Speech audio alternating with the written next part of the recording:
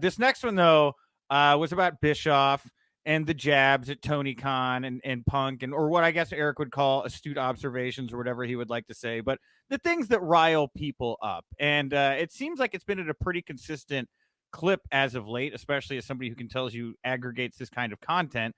What's it like to kind of be in the middle of that? Like, it seems like between Punk and Tony Khan, Tony less these days, but Punk, man, he really seemed to want to drop a nuke on Eric this past week. No, and I understand. I mean, I get why he would be frustrated. I mean, Eric's had some pretty pointed comments that I feel like were off base. If now Eric is only looking at one metric, Eric, you have to remember he worked for WCW, and a lot of people would say, yeah, on Turner. No, owned by Turner. There is a difference. And so he worked for a television company. So television ratings were paramount for him. Tony Khan does not work for that opportunity is not Turner owned. That's Tony Khan's situation, and Tony Khan knows how to run a business. So you take a look at buy rates, you take a look at the knowledge that we have that the buy rates are up and that buildings are selling out, and that Punk set an all-time pro wrestling tees record in a freaking day. Like, those are not metrics that we should ignore if we're talking about what someone's investment has been worth. Now, I get that you could have a separate conversation about but the ratings, but that doesn't tell the whole story, Nick. And I mean this sincerely. WWE's ratings were not record last year, but the revenue was, and the profit was. So a lot of wrestling fans think things just sort of start and end with the rating, and that's not accurate. What matters most to a company, not the television station, but a company, is how much are we making for our TV? Tony and them apparently have a deal that they're really proud of. It's servicing their audience well enough for them to set merchandise records, sell more pay-per-views than ever, and sell out buildings. So for him to say that, well, this is the worst investment, wait, based on what? They don't get paid based on ratings. I don't know that wrestling fans know that, but the reality is Tony Khan I don't know this, but I would imagine he doesn't get a bonus if he hits a certain number. Now, would that potentially mean that he's going to have more leverage in the next television contract? Sure.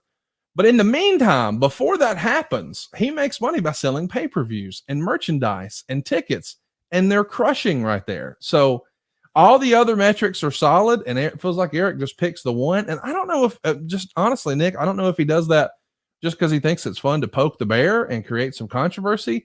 And I straight up asked him that this week on the show, and he said no. And I clarified that a lot of the things he says he knows, really, it's just what we've heard. He's not actually been privy to any of the inside financials and details. And why would he be? That's their private business. So it's a tough thing to sort of balance, but that's also the spirit of our show. All of my podcasts are sort of like, here's what the smart marks believe based on what they read in the newsletter. And now here's what really happened. Now that really happened is based on what the host says, whether that's Bruce or Eric or Tony or whatever. And then the other piece of that is, well, what did Dave or Wade or Mike Johnson or yourself or whoever say happened? And then the truth is somewhere in the middle, and that's up for the audience to figure out. And I have my stance on AEW and he has his, and I don't know that we'll ever see eye to eye on it, but that's okay. That's what makes the show fun. I don't think I've ever reported anything wrong. I'll be honest. Maybe aggregated wrong, but all my scoops have been pretty on spot. I don't do them that often, though. I only do them if I know they're right. Are you going to co-host Undertaker's rumored podcast? That's a great question. No answer. You don't want to. You just want to. It's just a great question. Fair enough. Great question. It's a great question. I would be lying if I said that I don't hold the Undertaker in high regard, and I don't think that would be a really fun opportunity. But I can clearly, concisely say I've not signed a sheet of paper saying I'm going to do that. Okay. But boy, I sure do love to hear the rumors of there being some new podcasts coming down the pike. And I sure do love the idea of doing something with the Undertaker, because what a legend, and the amount of stories he must have would be incredible. So it's a treasure trove of stories, but as I'm talking to you now, no, I'm not hosting the podcast. Okay.